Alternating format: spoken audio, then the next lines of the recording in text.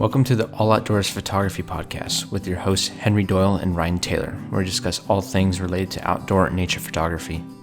In today's episode, we talk about strategies for creating YouTube videos and video content. All right, welcome back to the podcast, and this is episode 10, so quite the big milestone. Somehow, we've already made it to 10. Didn't 100% know if we'd make it this far.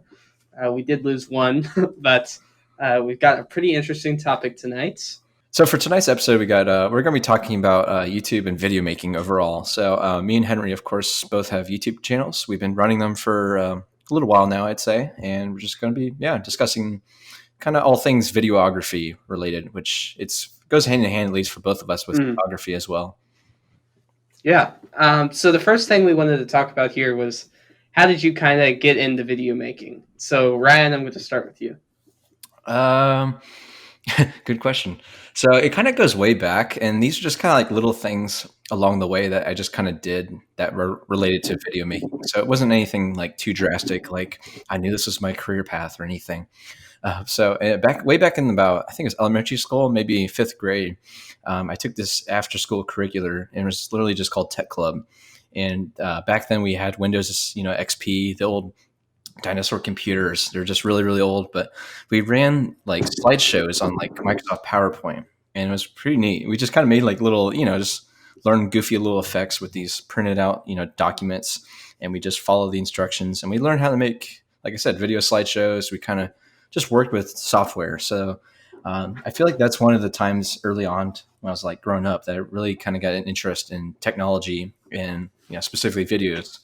And then a little bit of flash forward to in high school, some of my friends, mutual friends at least, were making a video club. And so this is obviously, we're older, so we were a lot more involved.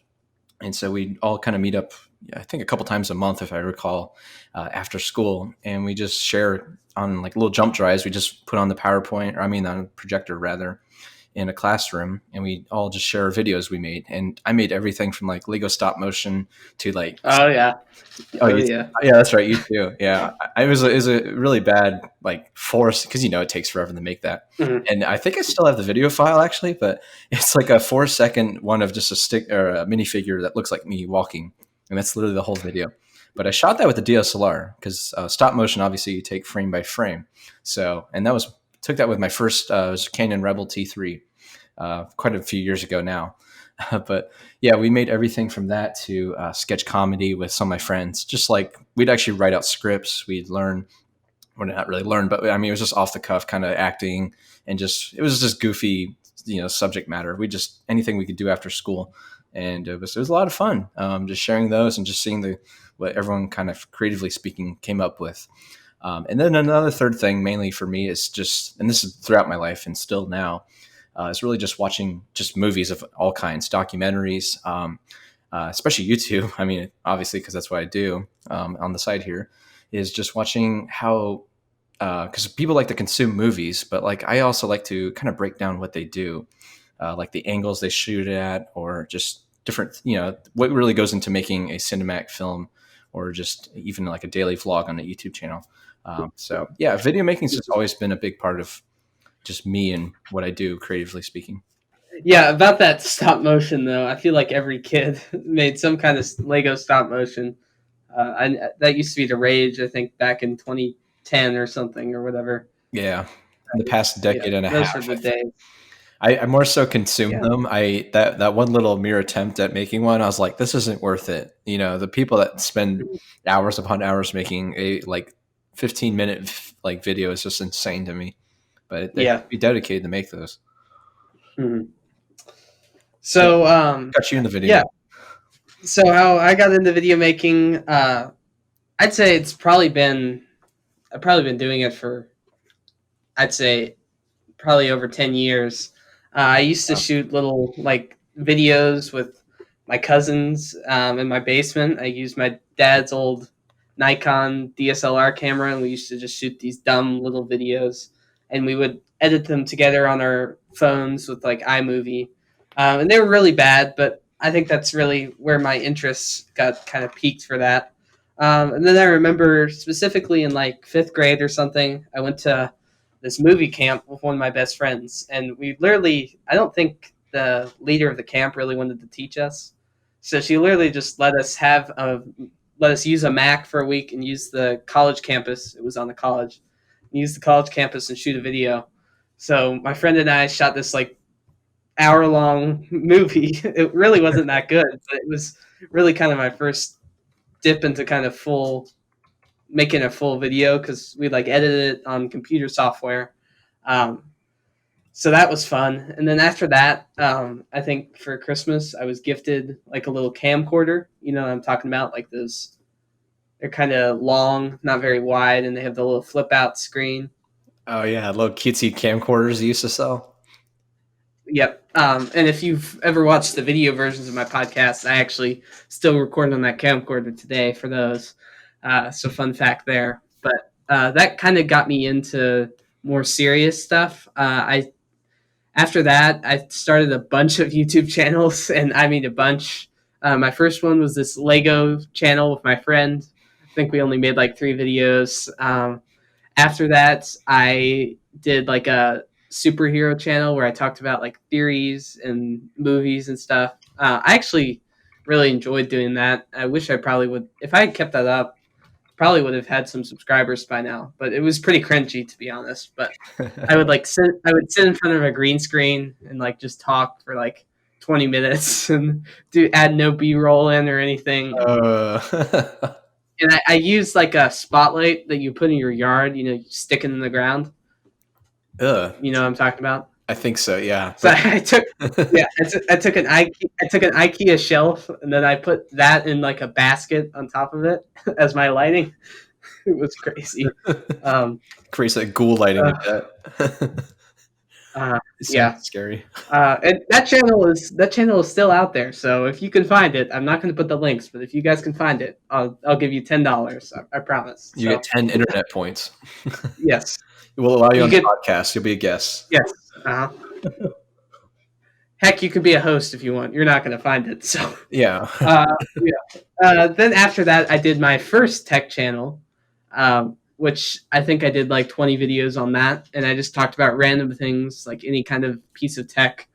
And I took that pretty seriously. I think I still was editing in iMovie, but I liked those videos. But I eventually deleted that because I was just like an 8th grader, and people at my school found it, and you know how that goes. You sometimes don't want people seeing all that stuff, so I think I deleted those.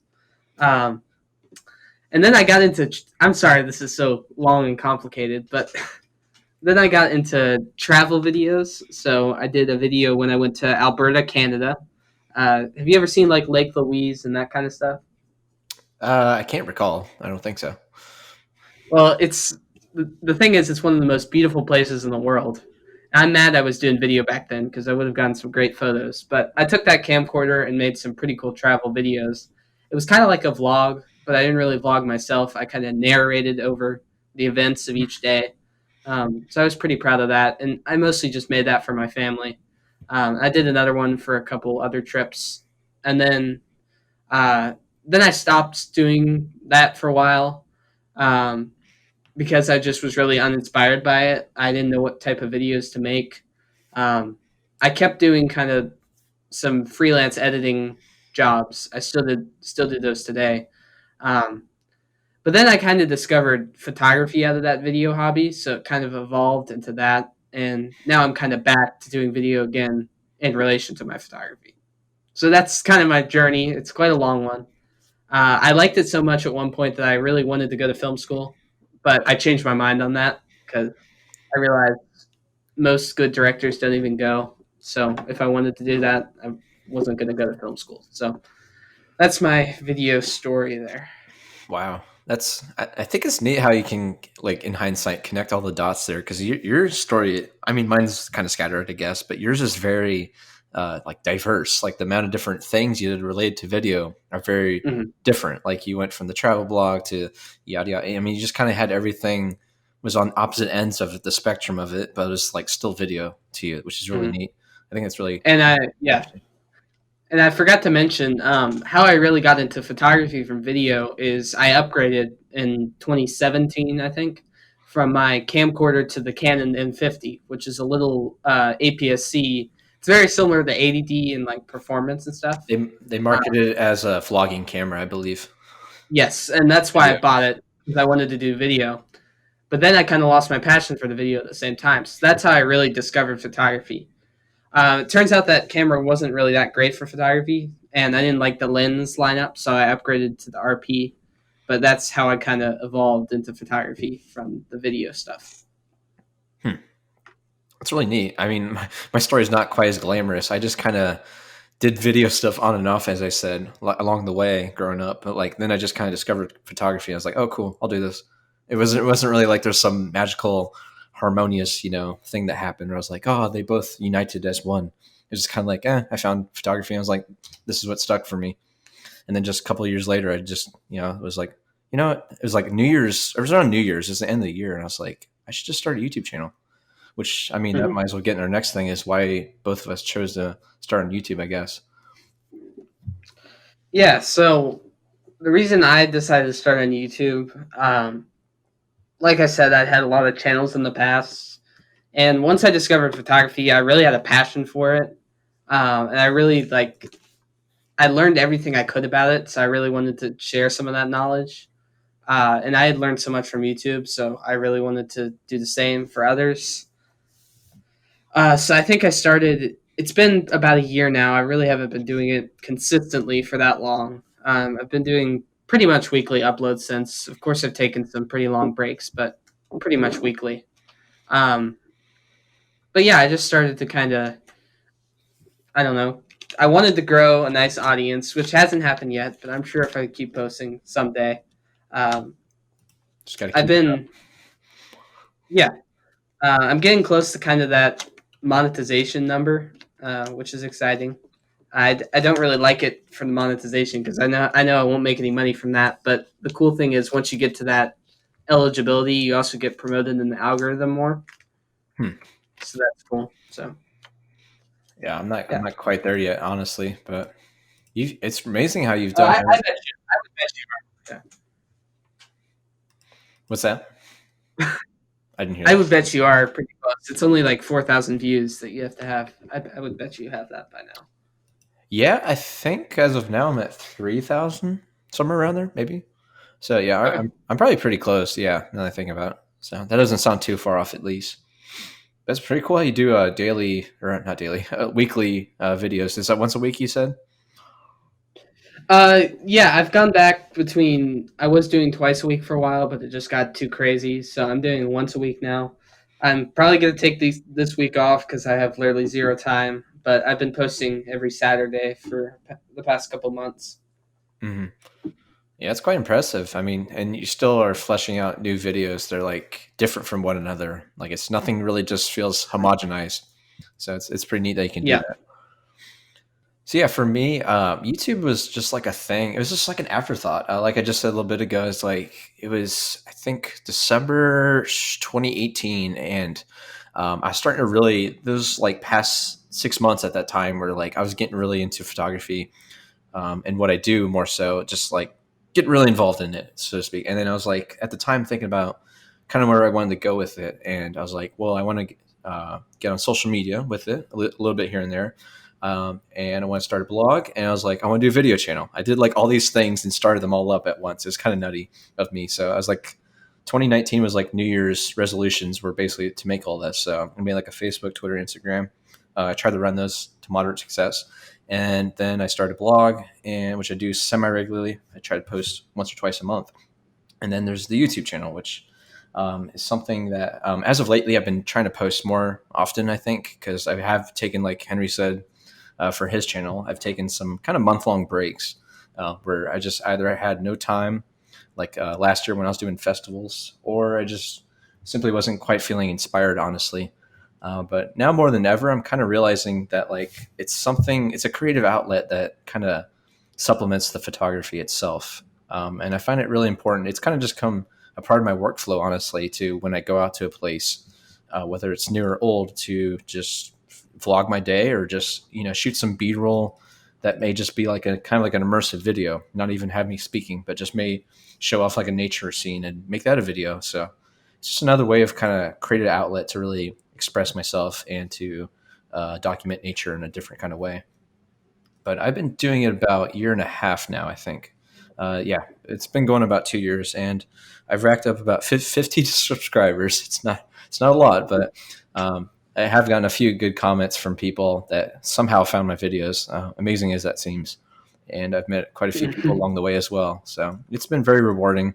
Bar none, all the countless hours of work you have to do, recording, shooting, then editing, gosh, on the computer.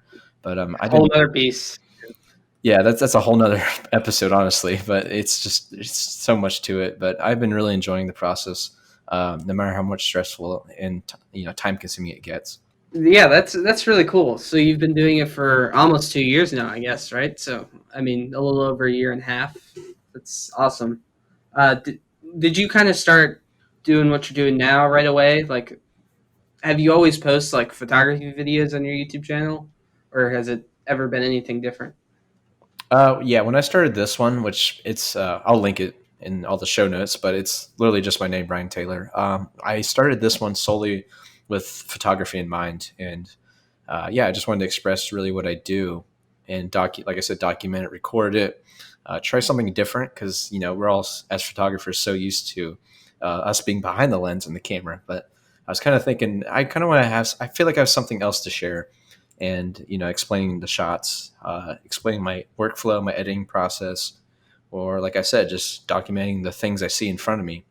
And I find the videos in essence are like almost like a time capsule where it's like it's encapsulating a moment in time like a photograph would. And I wanted to share that with prospective viewers as well. Yeah, that's awesome. So what kind of general content do you like to produce? Are you more like inside, outdoors? Like, what kind of stuff do you like to make? I'm really kind of all over the place. I don't really want to call it unfocused, but yeah, I just kind of it's like I said, it's like a creative outlet. So I kind of just do whatever I feel like, honestly. Like, I just have like a list of ideas for videos, and I'll be like, whenever the time comes, if I have to wait for it, or when I do have time, I'll record them. So I really just post whatever I feel like. I'll be indoors sometimes. I'll record a video there. Sometimes I'll record a video. I might not like it, scrap it, or I may start it, just not really feel it, scrap that. But it might end up as like a blog post or something. So it's I'm flexible like that. But most of my videos, I'd say overall, are outdoors. At least that's what I prefer to do. I like to use that channel mainly to document the outdoors and what I do, and not be so much holed up in my house talking about being outdoors. You know what I mean? So I guess that's what the podcast is here for in a way. Yeah. I mean, the content's, like I said, it's 50-50. I try to make a 50-50 split, and I post, every once in a while, just different kinds of videos. One series actually, probably my biggest project on that channel so far it's called On Location. And I have a whole statement I made on my website, which I'll link to in the show notes, that has just kind of description of what I do, or what I did really. And essentially what I did for this video series is I went to a lot of familiar places I've been to photographing previously, but more so I wanted to go to new places to me that were, outside of kind of my town, and just visit new places and basically document what I saw, first reactions, photograph different subjects, lots of kind of humorous bits in between, lots of B-roll, and just kind of, it's made to really inform people that may visit these parks and different places, and what's really out there for them to see. And so I actually, by the end of it, I think I spent over a year on this project, just doing it, almost once a week. I would go out and record, taking a few month breaks in between. And I ended up with about 69 videos, believe it or not. And that's one video for each location. Wow. Yeah, I have a whole playlist on my channel about it. So you can watch them in order. So it's pretty amazing to see, I think, from the very first video, which is one of my first videos I recorded on that channel. It's very bad by my standards now. It's just terrible. But you could see the evolution as I go to the very last video at a local park, kind of where I got my start in photography, but you have to watch the video to see. And you can just see my editing style, and just everything kind of I hope, got more higher quality. And even by the end of that, I had like a blooper reel, a gag reel. I made like a little trailer for the whole entire series. So it kind of just, it grew to be this giant like monster that consumed me whole almost, because I spent so much time doing this and I was so like deadlocked on it. If I was going to a place, I recorded a video. And so it was a very ambitious project, and I really like how it turned out overall. And then and then I also do on and off, at least I did during that time. I did some editing videos, just like a basic, behind a webcam and computer thing. And I call those after capture, as in, after the shutter capture. So those were okay. I don't really like doing those just because I don't like editing. So I feel like they're kind of just boring. I don't know. I just wasn't really enthused to make them, but it was something I wanted to try at least. But I definitely like the more adventurous aspect of video making. And then the third real main, I guess, piece of my channel is I call them nature blips, and they're basically just anything where I'm not really speaking. It's more about the sounds, the sights and sounds of nature essentially, and just what I see out there. So they're much more like kind of like almost like stock footage in a way. They're just kind of detailing places I go and places I've been, and just showing what I really do out there photographing, and really about the nature itself more than it is about me and what I'm seeing. I watched those on location series. I think pretty much first when I first came to know you on Instagram, and those I think I binge watched them in like 2 weeks Oh, because wow. they were so good. I highly suggest our listeners to check it out. Oh, I'll stop. Really good, really good. Yeah, And it's nice. It's nice to like see an on location video from like the perspective. I like to think we're kind of similar in our style and kind of the level of photos we take. So it's nice to see someone on the same level as you go out in the field and do stuff. It's nice to compare what you do with them, and it was a really great series. Thank you. Really enjoyed it. I'd love to do that someday, but I don't think I could. I can't imagine how much work. It's like I said, it was spanned out over, I think, over a year. But like I said, it's yeah. I mean, you're not wrong. It's a lot of work, and it's surprisingly enough for anyone that's curious. Might be. I really didn't script any of those videos necessarily. I did a lot of research on the locations, obviously, because I kind of had to, driving directions, and I would definitely, sit down for like a couple days and just kind of study the maps, the trail maps. I'd print them out. I'd look at kind of hot spots. I'd look at like even like on like Google Maps and like Yelp. I would look at people that posted photos of the place, and I'd kind of get an idea. I look at Street View. I mean, I really like deep dive into these locations so I could feel like I'd be fully immersed in what I was doing. So it wasn't. I don't get the idea of like I just kind of showed up and I was like, oh, I saw a flower. I mean, I really did do a lot of forethought and research into these places, but I definitely got there and was surprised at what I saw. It's awesome. And did you have to like carry like a second tripod and everything Yeah. Oh my God. Some of those places, some are a lot more remote, where I didn't see anyone for hours or even the whole day. Like if it was a rainy day, I probably didn't see anyone because most people aren't crazy and want to stay out in the rain, or downpour like I would. But a lot of those, I just would be 2 tripods, 2 cameras, and just be looking in. I just look really kind of weird, I guess, even at like a community park, because I'm just fumbling around with all this heavy gear in a backpack. But yeah, somehow I made it work. Well, it can't tell that there was any struggle. They're amazing videos, so please check this out. All right, thanks. Well, yeah. For my content, right now I do pretty much 100% indoor videos, just because I like that kind of studio stuff. I am the producer of like a local morning news show for my schools, so I really like dealing with like studio lighting and camera settings and tripods, all that kind of stuff. Audio, I really like diving into those stuff, and that's really what brings me kind of happiness when I make videos. So sometimes I derive more enjoyment usually from actually putting together the gear and kind of setting up a cool shot than actually, the content. I got to get better on that, but that's so that's kind of the content I like to produce, kind of controlled content. So I do like editing tutorials, like you do, Ryan. Um, I do like kind of talking head videos where I kind of just talk about a topic. I do reviews, kind of in-depth reviews. I do reactions, like I react to other people's work. Uh, I credit them, of course. It's not like I just steal the work. Now, that's something I've never Uh, done, but I'd like to kind of include more people like that because so far the channel's just been about me only. Like I haven't really mhm. featured anyone else. Yeah. And then what I also do is I tried doing live streams for a while. That was fun. I might start them up again if I start to gain a little bit of traction. I might Did try you? to pull people. No, no, that's why I stopped. But Oh, no, I didn't know you did live streams at all. it was way back. I would say it was probably in November of last year. But I did enjoy those. And let's see, what else do I do? Yeah, and I also do like kind of just I do some like short films. I haven't done one in a long time, but I did a pretty good one last year about hiking. It's just literally called Hike. I actually that was the video I used to apply for Governor's School for the Arts, the photography program. I didn't get in, but that was the video I used.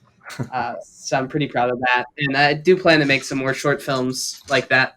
So it was funny. I literally you probably had to deal with this for your on location series. Well, you just said you did, but I had to bring out my big heavy video tripod out into the woods. It was so weird. Funny story. I was doing a nice pan shot of a lake, and then it fell into the water. Luckily, my camera was off of it. I had just taken my camera off, but the tripod fell fully in the water, and it still has mud and some cracks that I just can't get to. So, Yeah. uh, I'd so rather have a that's kind tripod of than the water, though. Honestly, uh you can wash that yeah. off.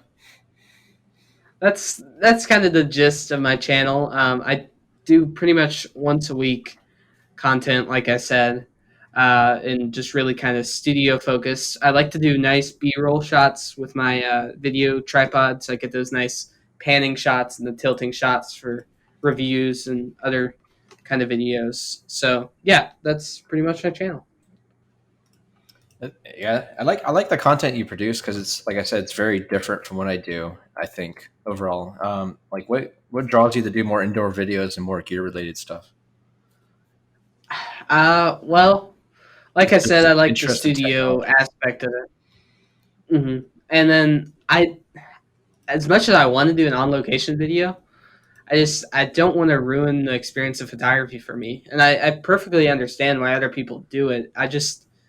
I feel like it would ruin the fun for me. I really just like to kind of be out there on my own with my own thoughts and just kind of take photos.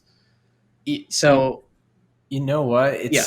I totally understand what you're saying because I pretty much thought the same way when I went out. That first like for I mean that first on location wasn't my first video I posted or ever made, but like it was like the first one in the field, of course. And I totally had the same thought because by the end of the day, I'm like, do I really want to put this out there? Because it just felt so like kind of weird and kind of hokey, I guess. But Forced almost.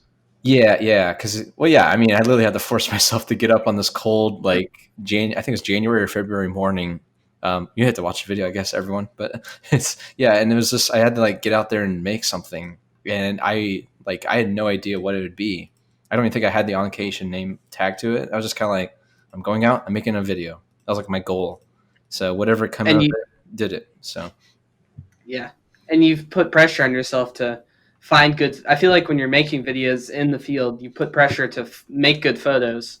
Like it's I feel like I would feel because I would say when I'm out in the field, I'd say 50% of the time I don't get usable photo. Well, not 50, but probably 30% of the time I don't get good photos. And what do yeah. I do if I'm filming a vlog? And that's all I have time for in the week. I don't have time to film something else. So there goes my weekly video. I also I sound like the wise old man, but I mean it's just what I've learned from doing all these is that there's only about maybe two or three videos where I'm just like by the end of it, I edit the video, edit the photo, and I'm like I don't have anything here. There's no story. There's nothing happening. You know what I mean? There's only about two or three I think where I really was like this is a failure. Even the ones where I was just kind of like not really knowing what I was doing in the moment or just afterwards. I was like editing the photos and I was like, well, this is actually not so bad. Everything, the B-roll, all the speaking bits, everything, the photo, it's all kind of comes together at the end. Sometimes I don't see it in that moment, but like by the end, the finished product, I'm like, the finished creation, I'm just like, this is actually not too bad. So yeah, I'd say you'd be really surprised what actually ends up happening if you put in enough effort into it.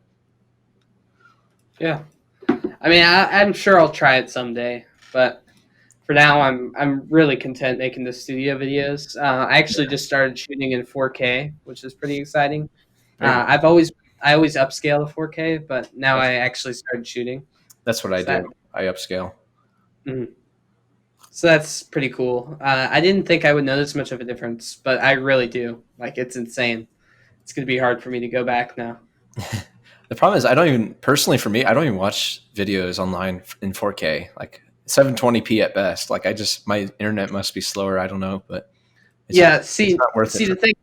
That's what I was thinking too. But then I watched it in 480p, and it still looked amazing. Like there's just something about it. It's so good. me.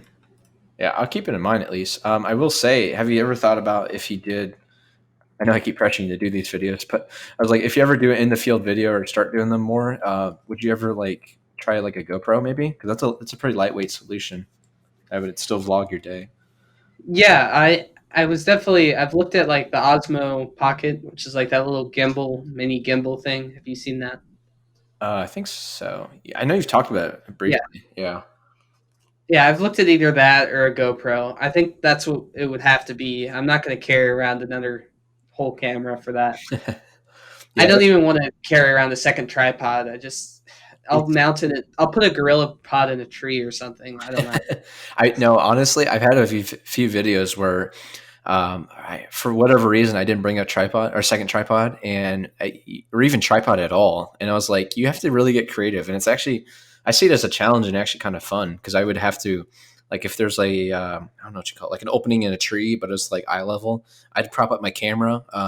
If there's like a branch that was hanging out just right and level, I'd put on the camera strap around it and just hang the camera from the tree. So like you really do get creative. Wow.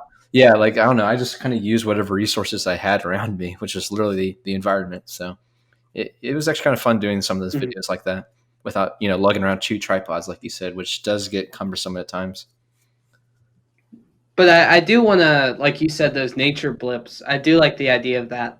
And since my camera shoots some great video, I think I might just, when I have it on the tripod and I've got some free time while I'm out in the field and there's not any good photos, why not just shoot maybe a time lapse or just shoot some nice footage of a waterfall or something. So I Yeah. definitely want to get into that. It's definitely like certain days I'd go out, I shoot a vlog, but I also shoot enough B roll where I do make a separate video for that as well. But some days I just go out and shoot literally just footage, not of me, but just everything around me. And those are pretty nice because I'm very introverted. So it's like talking in front of the camera is very exhausting, which kind of sounds weird because I'm usually alone when I, talk to the camera, but it's like, it's hard for me to explain things, I guess. So those videos are very nice. Mhm. It's almost more relaxed and there's no pressure because I'm just doing what's in front of me, like a waterfall or, sunset or something like that. So I find them much more easier to make almost. Have you made any vlogs since the On Location series, or did you kind of stop that? Yeah, I've been doing them a lot less. That on location thing, like I said, I was like laser focused on making those and, for lack of a better word, churning them out pretty consistently, which I did, like I said, for about a greater part of a year. I've done a couple of them. I have a playlist. I guess let me say my little tagline. If you've watched any of the videos, I always say make sure to get out there, and that's kind of like usually my tagline at the end of the video. And I kind of spurred that off really into another playlist, and I called that "Get Out There" on my YouTube channel. And so far, I have 3 videos up, and they're all shot with GoPro, which I actually happened to get right after finishing the On Location series. And yeah, it's a little different like pace, I guess, because now I go out and it's not about the location necessarily and me talking about the features of the park or wherever I'm at. It's just more like photographing and showing my day. So it's a lot different actually, at least for me. But I've been enjoying them all the same. Yeah, that's really cool.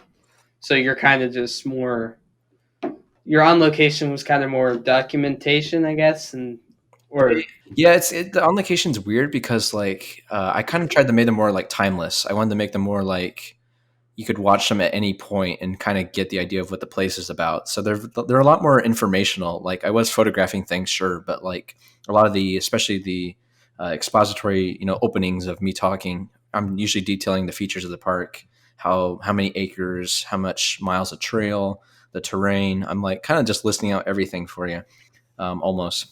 But yeah, those are mainly. I look at them now, and they are a moment in time because like I went to a certain park in a certain season, so it's a little more interesting, I guess, in that regard. But I got some great photos that kind of just stand the test of time, and it's great to finally have some kind of video to document that as well.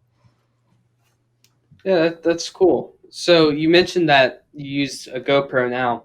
What did you use to shoot the On Location series? It's my first DSLR, my Rebel T3. Oh wow!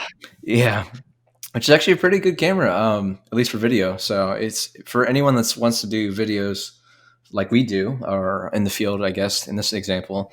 You don't need a you don't need a high power camera. I'm serious. I didn't even use an external mic for any of it, like no joke. So it was all in camera, video, and audio.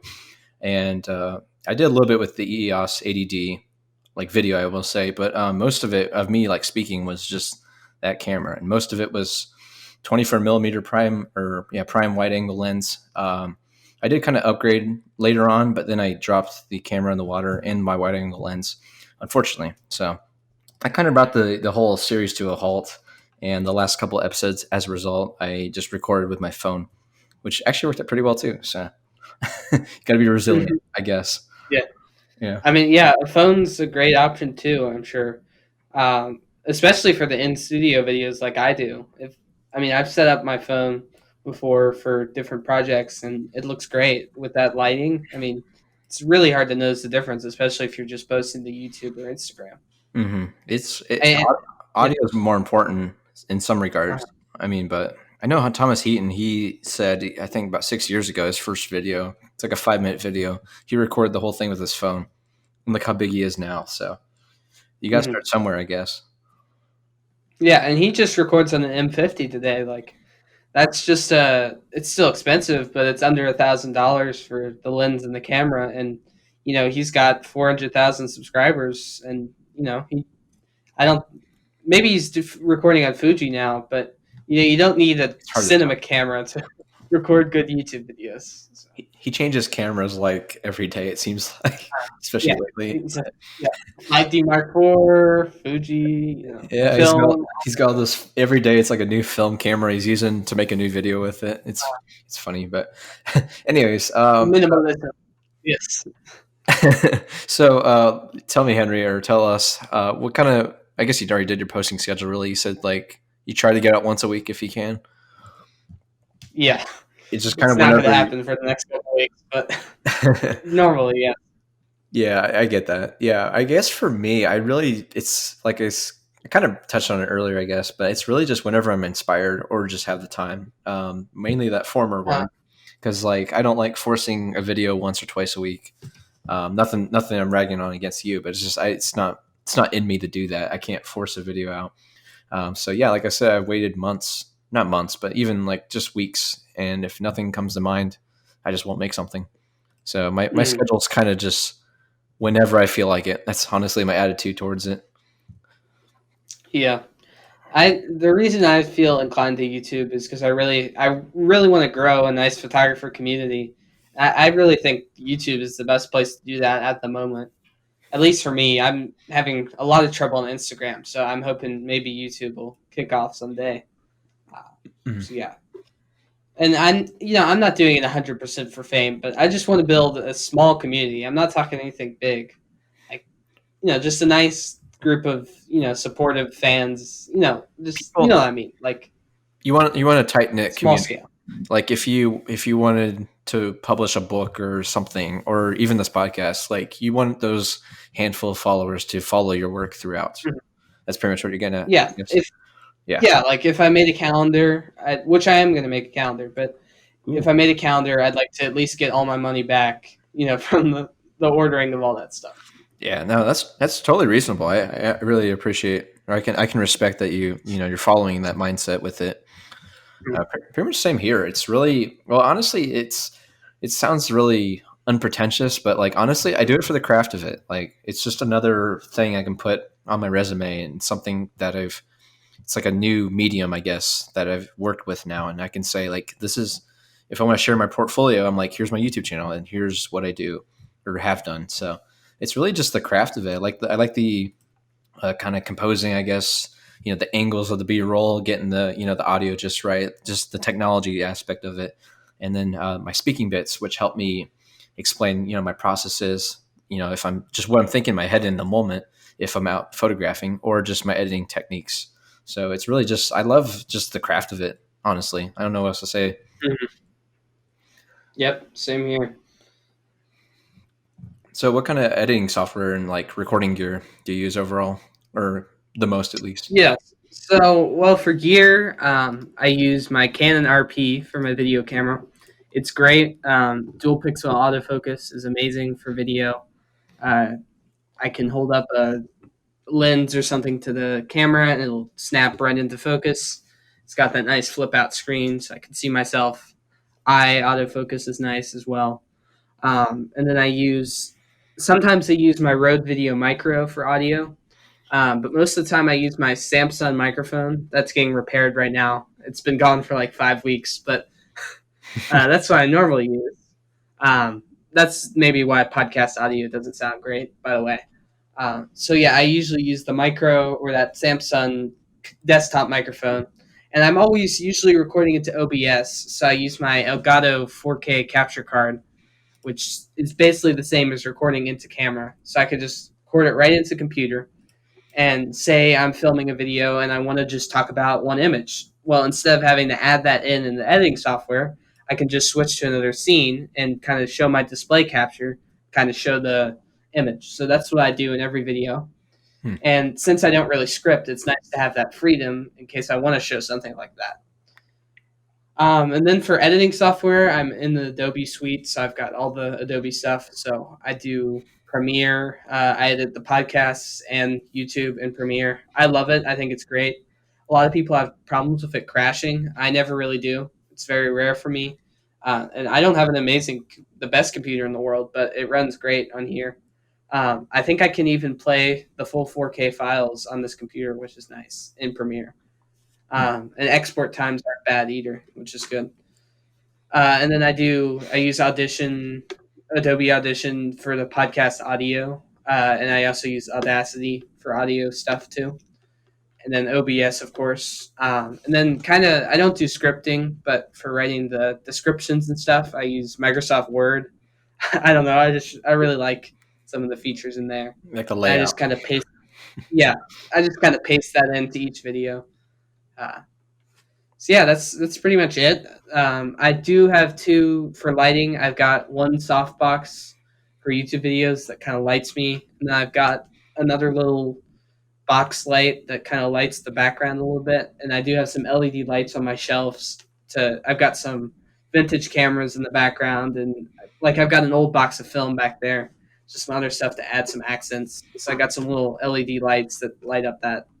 So I do need to get some new batteries for them because they're dead right now. So they haven't been in some of my recent videos, but normally I use those. Yeah, it's a lot. I don't think I use any of that in contrast. Do you use lights? What's that? Do you even use lights? Oh, lights. Oh, yeah. I don't have a softbox necessarily. Well, obviously, if I'm in the field, it's whatever natural light I get, or just exposure compensation. Yeah. Sorry, I was like, yeah. Do you even lights? No, I mean for indoors, yeah, because it gets more tricky with indoor lighting, and it's always the lack thereof than having plentiful amount, at least for me, because my desk is in kind of like a darker corner of the room. But I do have a ring light that I use. And just a couple of like these clamp lights, which I know it sounds weird and it kind of floods a little too much light. It's a little too strong because you can't dim them. But they're very, very bright. I think they're about 3,000 kelvins, I believe, which is a nice pure white. I hope I got that right. But yeah, I just use those and that's pretty much it. I mean, honestly. And then at least for the in studio, I guess we'll call it, or even this podcast, I use a blue microphone, just a simple plug and play USB mic. Which works pretty well, I think. But other than that, That's pretty much it. I mean, at least for the recording indoors. Outdoors, got your tripod. Like I said, on location, I use the Rebel T3 a lot. Nowadays, I use a GoPro Hero 8, which works just as well for both B-roll, I think, and recording like a vlog or something of me speaking. And then Do you record? Sorry. Do you record inside with that GoPro too, or is that kind of just your outside camera? It's mainly outside. Yeah, if I'm on the move or something. Yeah, pretty much that only. I don't really feel the need to really use it indoors, I guess, because I'm just like I'm here at my house, so it's like I'll just set my camera on a tripod if that makes sense. But I do have attached to it a media mod, if you're aware of that. So it adds basically a hot shoe to the top. You can add an external mic, which is pretty neat. And Oh, then that's cool. yeah, but also it also has built in. You don't even need the external mic if you don't want one. But it also just has a more improved omnidirectional mic on there too, and it allows extra. It's like an extra housing basically feature. It's just a really neat device and allows. Is that the 8 or the 9? Or? The Hero 8? Yeah, that's the one I have. Awesome. Yeah, the GoPro is just really nice to use. I would like to eventually go back to maybe using a traditional camera, just for in the field videos. But for now, it's like it's a great little handy little video camera. I'm just amazed at how well the quality is, video and audio, for how small it is. Mm-hmm. Do you shoot in 4K on that or 1080? 1080 and then an upscale. Which is pretty much what I've always done. I don't really feel the need to do 4K because my computer, like yours, is a lot slower. You know, so I think it's almost on its last leg. I don't know. Some days I'm questioning it. But actually, speaking of which, for editing software for video, I use it's called VideoPad Video Editor, and they have a whole Office suite like most video software places like Adobe, the bigger names have. And I actually bought both the video editor and then a separate one called Debut Video Capture, and that one's nice because you can enter I don't know what you call it. Crap, my brain farted. Intersplice, kind of. Yeah, intersplice a webcam video onto the screen, so it records your screen, and then it has, if you have a webcam attached, like I do, it allows that. So that's nice for like editing videos, I think, in particular. And so I purchased both of those. You can purchase them separately, which is really nice, and have a forever license or whatever. So those are the main ones I use, and yeah, I mean, that's pretty much it too. I try to keep everything kind of streamlined and simple, and so far it's worked out pretty well, I think. That's cool. I've actually never heard of that. I explored a bunch of options back in the day. Like I said, I went from iMovie to like DaVinci Resolve, Final Cut, all those things. I tried all of those, but I settled on Premiere. But that definitely looks cool. I know someone that uses DaVinci, and I actually tried it before I purchased VideoPad. I was like, I don't know, yeah. It looks good. I just don't. I just don't. Yeah, I just don't want to learn it. I don't know. I'm so lazy about computer stuff. Honestly, I like it, but I don't. See, that's another one of my passions. Computer stuff. I may not have the best computer in the world, but someday when I have the funds, I will definitely be building my own.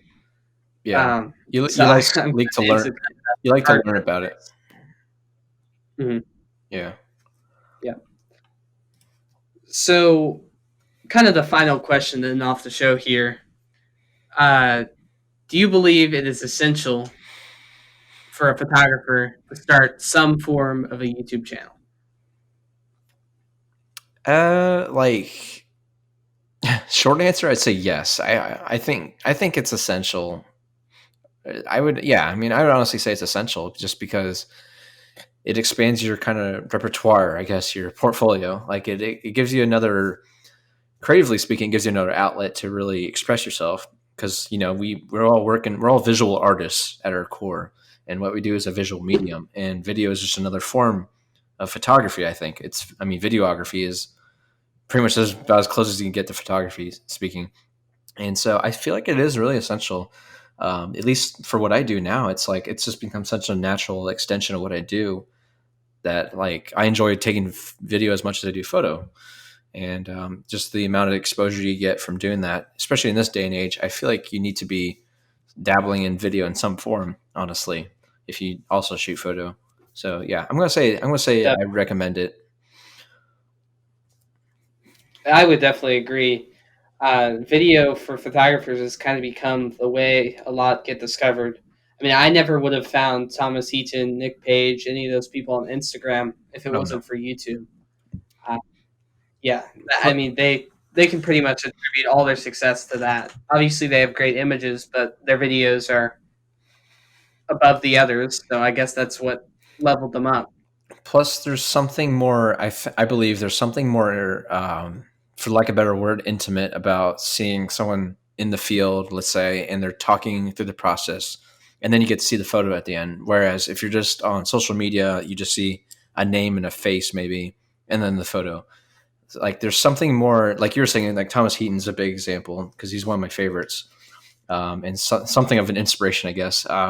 He's really honestly one of the big reasons why I started YouTube, at least in this regard, because I like the way he details his process, and it just made everything feel much more kind of relational. Like you just really get inside his head a little bit and see the techniques and everything he does to make photographs, and so it makes you.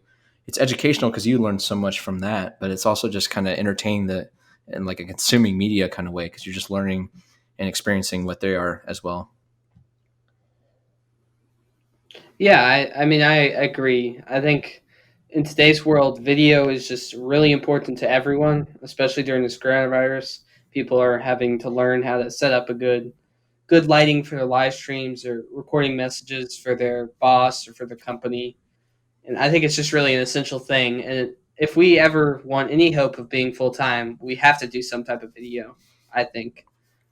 So I think it's just a great skill to have, and I would definitely suggest learning it.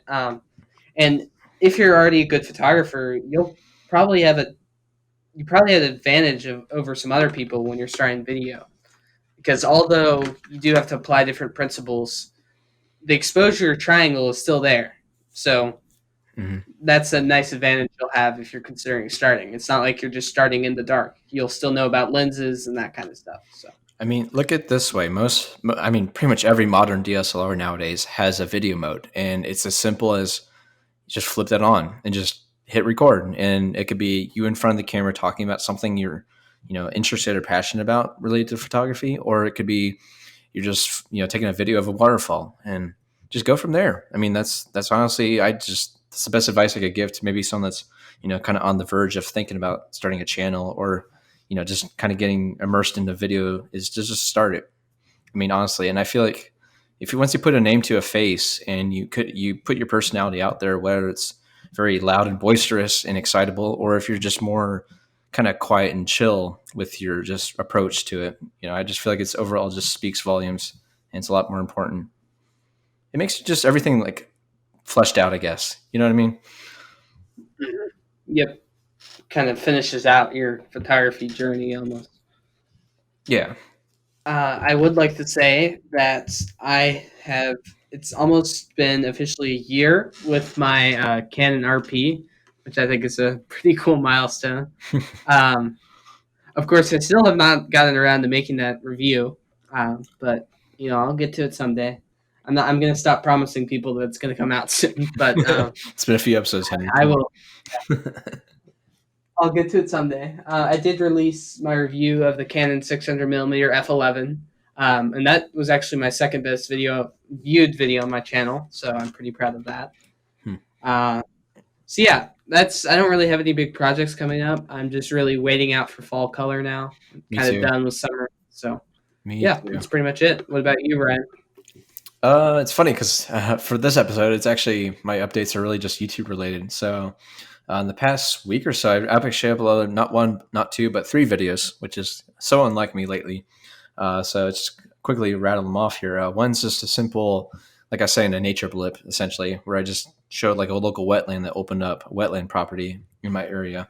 And I went there early one morning and just started shooting some video of the flora mainly. And so that's a simple little under 5 minute video. And then I have another one where I'm actually sitting in front of my computer, just talking about trail cams. I show some video examples, and that one is really enjoyable to make and see all the different results you can get with it, and just kind of share really what those are all about. I know you said, Henry, you never really were aware of those, were you? No, I wasn't. No. No, it's something I've thought about doing for a long time, and I'm really glad I finally bought one. They're not too expensive either, and the weather sealed, so you can leave them out pretty much all times of year. So yeah, I watched that video. It was really cool. Yeah, thanks. Yeah, it's cool, man. I'd recommend it, or to anyone really. Just watch the video. That's all I can say. It's neat to see what you can really find in your backyard or whatever. And then I have a third video. It's all shot on GoPro, and it's just simply me wading through the creek. And that's pretty much it. Keep looking out on my channel. I think soon I'm going to make a pretty long video. I think another vlog type video of me photographing some covered bridges. So that'll be something a little different from what I'm used to. And yeah, that's pretty much it. Cool. Well, thank you guys for watching today. I hope you enjoyed the episode, and maybe you guys will start a YouTube channel too. So if you do, send it to us. We'll watch it and promote it. Yep. Sure. All right. Have a good day. All right. Thank you guys for watching. Bye. Thank you. Thank you so much for watching the All Outdoors Photography Podcast. You can find us on Spotify, Apple Podcasts, Google Podcasts, and the video version on YouTube as well. You can subscribe down below, and we look forward to seeing you in the next one. Thank you.